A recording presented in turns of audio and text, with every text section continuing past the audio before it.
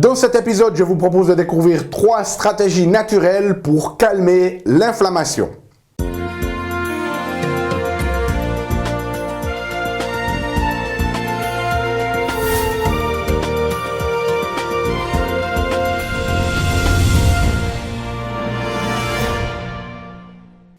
Parce que la vie est bien trop magique pour être petite et que nous avons tous besoin d'une prescription pour grandir en conscience et faire que nos rêves dévorent notre vie. Bonjour, je suis le Dr Yannick Pauly. Bienvenue à un nouvel épisode d'Une Grande Vie. Vous le savez, chaque semaine dans ces épisodes, je vous propose de découvrir des stratégies pratiques, qu'elles soient d'ordre physique, émotionnel, psychologique ou spirituel, pour grandir en conscience. Parce que c'est cette conscience qui est au cœur d'une vie pleinement vécue et de notre évolution en tant qu'être humain. Alors, cette semaine, j'aimerais parler avec vous un petit peu de style de vie, de nutrition, et puis surtout de vous donner 3 stratégies pour vous aider à calmer l'inflammation. Alors, quand je vous dis inflammation, à quoi ça vous fait penser? Bien, pour certains, ça peut être le fait de vous blesser, peut-être de vous tordre la cheville. Pour d'autres, c'est peut-être que vous avez de l'arthrose, et puis de temps en temps, votre médecin vous a expliqué que cette arthrose décompense et qu'elle flambe, qu'elle crée de l'inflammation et que ça augmente vos douleurs. Pour certains, l'inflammation, vous la vivez chaque jour au travers de douleurs chroniques ou de problématiques cardiovasculaires ou diabète ou d'autres maladies liées au style de vie. Ce qu'il faut comprendre, c'est que notre corps, dans son évolution, si on remonte à des millions et des millions d'années, eh bien, lorsque l'on avait un traumatisme, à l'époque, c'était très souvent un traumatisme physique. On partait à la chasse, on devait chasser des animaux sauvages, peut-être que l'on était attaqué par des tribus ennemies. Et lorsque l'on avait un traumatisme ou un stress, si vous voulez, il était très souvent associé avec des blessures. Donc, notre organisme a développé toute une série de réactions, si vous voulez, pour protéger de ces traumatismes, souvent qui amenaient à des plaies ouvertes et dans un environnement qui était très peu hygiénique à l'époque. Donc, il y avait un très très fort taux, si vous voulez, d'infection qui pouvait ensuite amener à la mort. Donc, notre système a développé un certain nombre de mécanismes où il a lié en fait la réponse du traumatisme qui engendre une réponse de stress avec l'activation de notre système immunitaire pour qu'il puisse faire face à ces infections.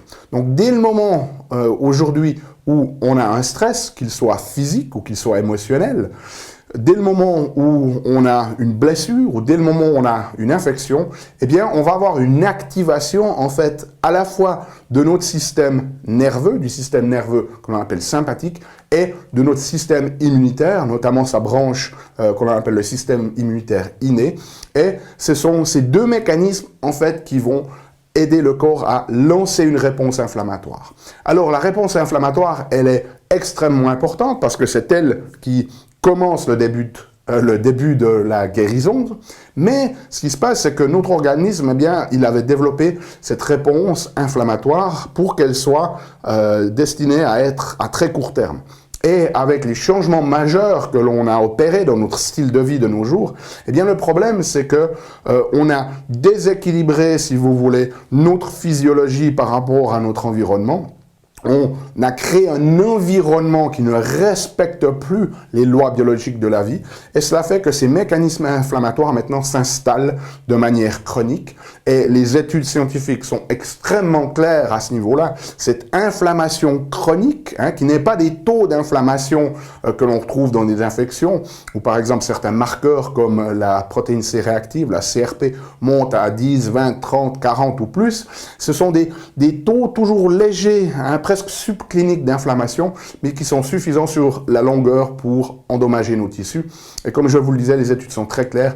Dans la grande majorité des maladies liées à notre style de vie, ces maladies qu'on appelle des maladies de civilisation, eh bien, une suractivation de cette inflammation est au cœur même du problème. Donc, les stratégies que je vais vous présenter aujourd'hui, eh bien, vont vous aider de manière non spécifique, c'est-à-dire pas juste si vous vous tordez une cheville ou que vous vous blessez, mais aussi pour toutes ces maladies liées au style de vie.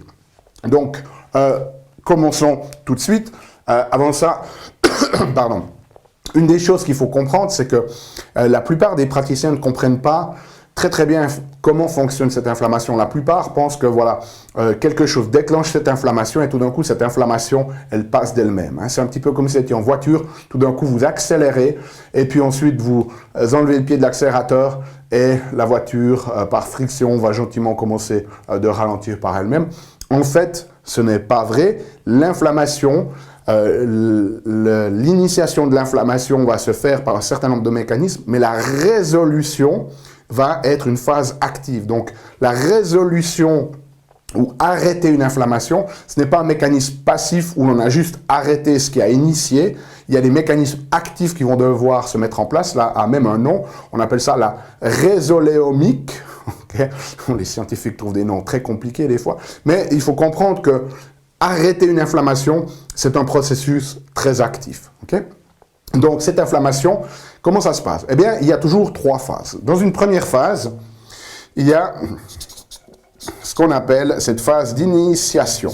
Okay? C'est le début de l'inflammation. Et comme je vous l'ai dit, ça va essentiellement impliquer l'activation du système nerveux sympathique et de notre système immunitaire inné qui va commencer de produire des marqueurs d'inflammation, notamment ce qu'on appelle des leucotriènes, on les appelle LT, comme ça, leucotriène B4, et d'autres éléments qu'on appelle les prostaglandines, notamment de type 2. Donc on a par exemple ici les plus courants sont les prostaglandines E2 et les prostaglandines D2. Alors je ne vais pas entrer dans les détails de ce que ça signifie, mais il y a un certain nombre de marqueurs, si vous voulez, inflammatoires. Et ces leucotriènes ici, elles vont commencer d'augmenter au niveau de leur quantité dans nos tissus. Et ça, comme je l'ai dit, c'est sous le contrôle de notre système sympathique au niveau du système nerveux.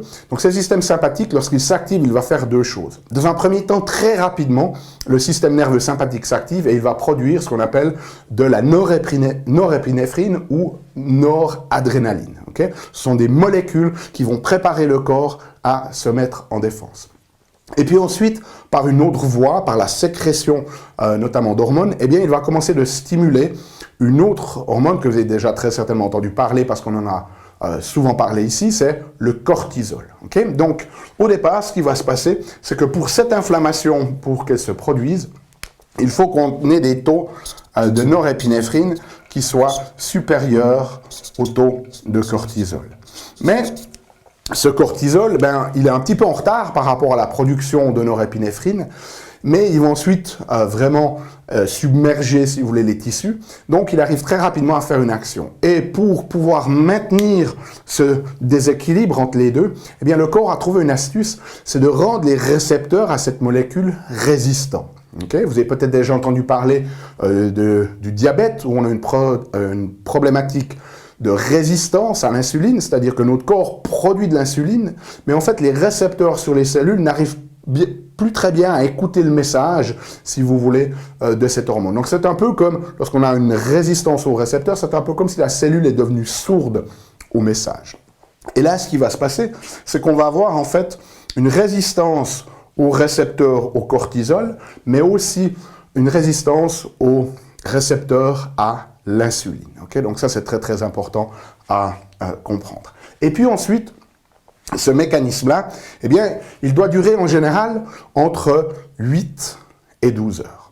Et une fois que ces leucotriènes, eh bien, ont atteint un certain seuil, eh bien, ce qui va se passer, c'est que le corps, lui, a un seuil ici qu'on appelle le switch eicosanoïde, encore un mot un petit peu barbare. Hein. En fait, ce qui se passe, c'est que ces leucotriènes ici et ces prostaglandines, eh bien, elles sont produites, mais elles ne sont pas produites exactement la même chose. Au départ, on a énormément de leucotriènes qui vont être produites, et puis ensuite, on va avoir ces prostaglandines qui sont un mécanisme un petit peu plus lent, qui vont aussi être produites.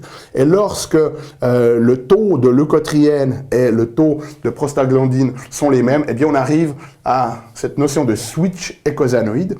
Et ce switch eicosanoïde, ce qu'il fait, c'est qu'il fait passer, en fait, notre corps dans une deuxième phase qu'on appelle la phase de résolution. Okay? Phase de résolution ici. Et là, ce qui va se passer, c'est que jusqu'à présent, on avait en fait une augmentation des marqueurs pro-inflammatoires, donc des substances qui inflamment le corps. Et dès le moment où on a cet équilibre entre les leucotriènes et les prostaglandines, eh bien, ça envoie un message au corps de dire, voilà, j'ai atteint ce switch eicosanoïde, et maintenant, ce qu'on va commencer de faire, c'est qu'on va commencer de produire, ici, des substances anti-inflammatoires. Alors, il y en a toute une série. Il y en a notamment des qui sont un peu plus connus, qu'on appelle les résolvines, qui viennent notamment on en trouve par exemple dans le DHA et le EPA, si vous avez déjà entendu parler dans les huiles de poisson. Okay. Et donc, on va avoir une augmentation ici de ces résolvines, de ces marqueurs ou de ces molécules anti-inflammatoires. Et lorsque on atteint ici, en fait, un équilibre entre la quantité de pro-inflammatoires et la quantité d'anti-inflammatoires, à ce moment-là, cela déclenche un autre signal qu'on appelle le signal de stop. Et là, on va entrer dans la troisième phase, qui est la phase de termination, où l'inflammation, elle, va diminuer. Maintenant, pour que ce mécanisme ici de production d'anti-inflammatoires se passe bien, eh bien, on a besoin de deux choses. On a besoin que cette norépinéphrine et ce cortisol soient maintenant en équilibre.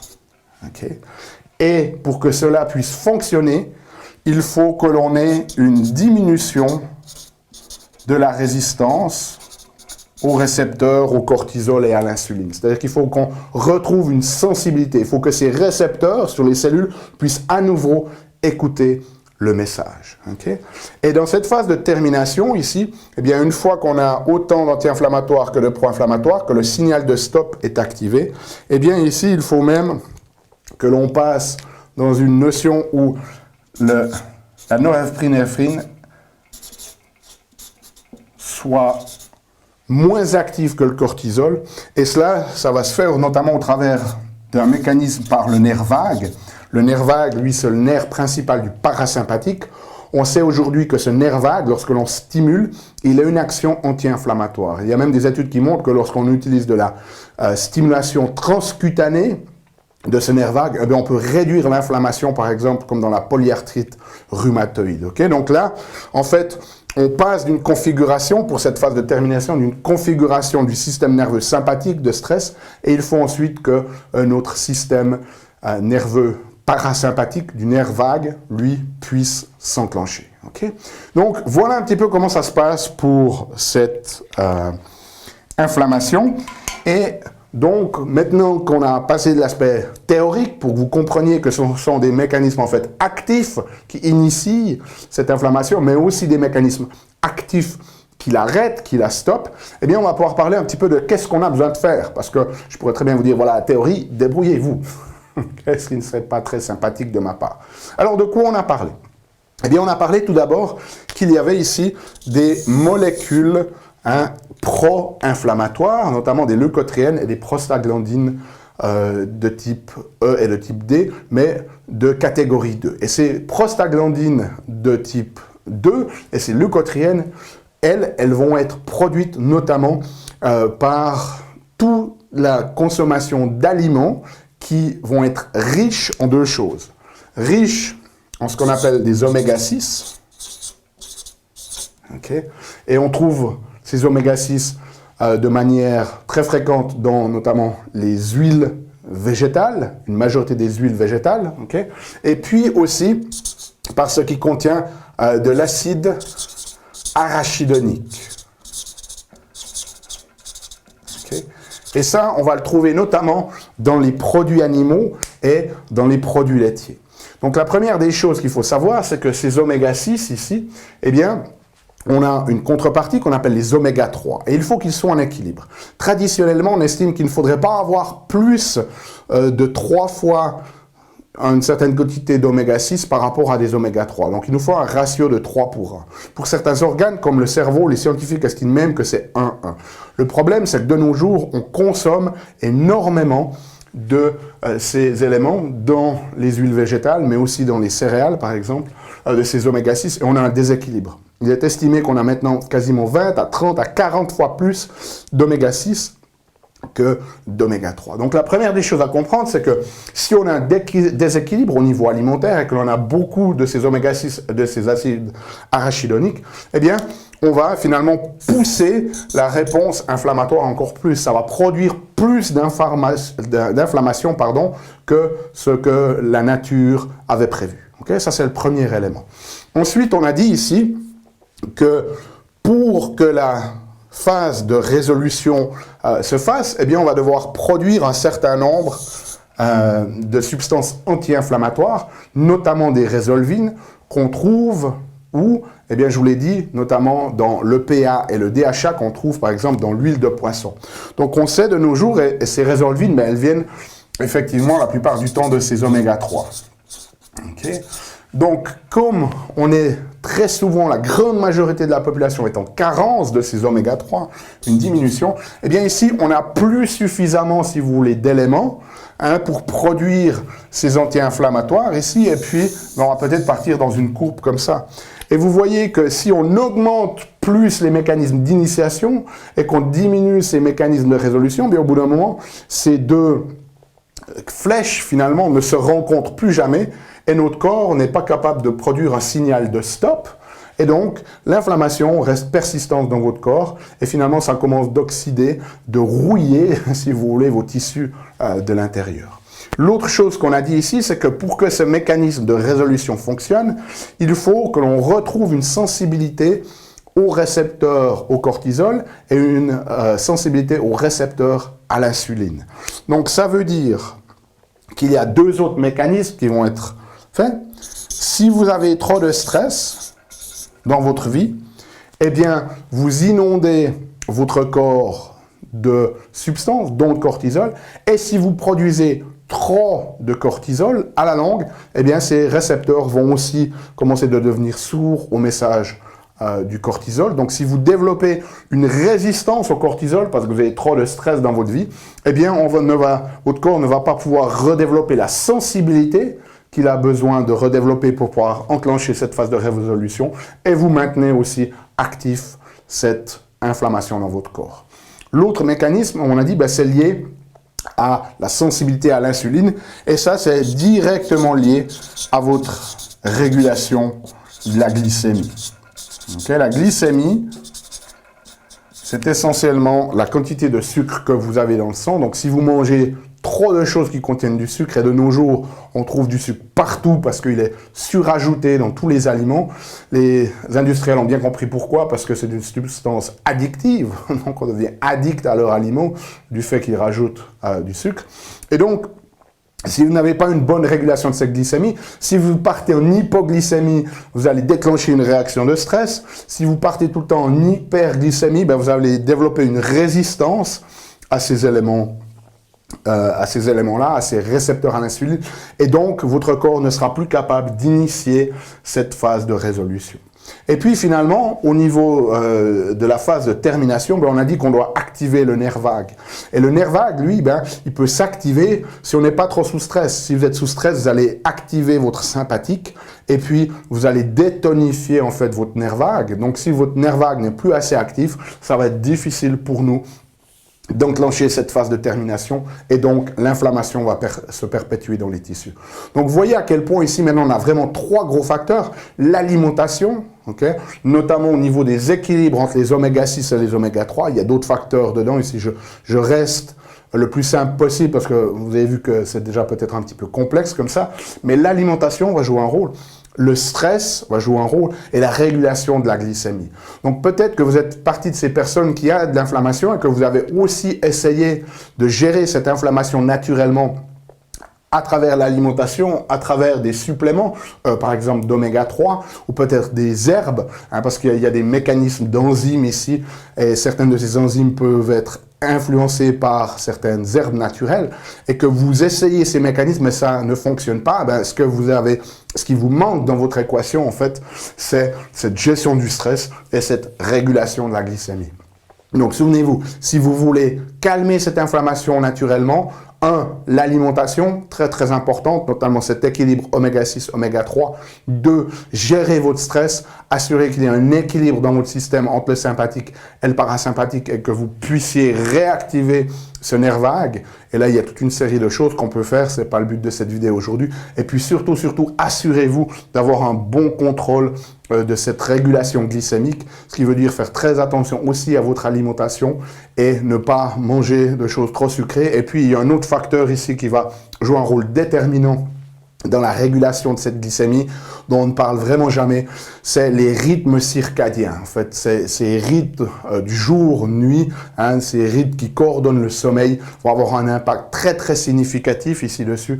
Donc, si vous avez un rythme circadien perturbé, notamment par l'utilisation de technologies modernes qui émettent des ondes électromagnétiques et qui émettent de la lumière bleue, si vous avez un rythme circadien perturbé, cela va aussi perturber votre régulation glycémique.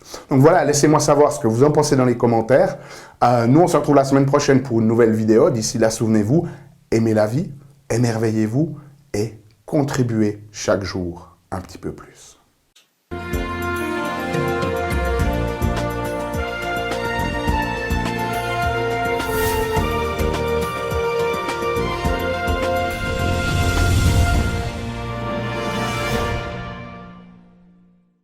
Salut, c'est Yannick. Alors, t'as aimé cet épisode? Sais-tu que tu peux rester connecté et même approfondir le sujet en faisant 3 choses? La première, tu peux t'inscrire à mon compte YouTube. De cette manière, tu seras informé des prochains épisodes. La deuxième chose que tu peux faire, c'est approfondir le sujet grâce à ce DVD, les 7 clés d'une grande vie. Il est complètement gratuit. C'est le DVD d'un atelier que j'ai fait de 2 heures environ qui explique les bases de la méthodologie et qui vous donne des exercices pratiques dans la méthodologie Une grande vie. Donc il est gratuit. Tout ce que tu as à faire, c'est cliquer sur le lien. Et troisième chose, eh bien, je t'invite à me rejoindre sur mon blog où tu trouveras la transcription de cet épisode et aussi où tu peux t'inscrire, laisser ton email afin que je puisse t'envoyer les prochains épisodes. Donc tout ce que tu as à faire, c'est à cliquer en choisissant sur le menu qui apparaît sur cette vidéo. Donc clique le lien qui te convient, clique les 3 si tu veux. Et puis surtout, moi, je t'invite vraiment à recevoir ce DVD puisqu'il est gratuit. À bientôt.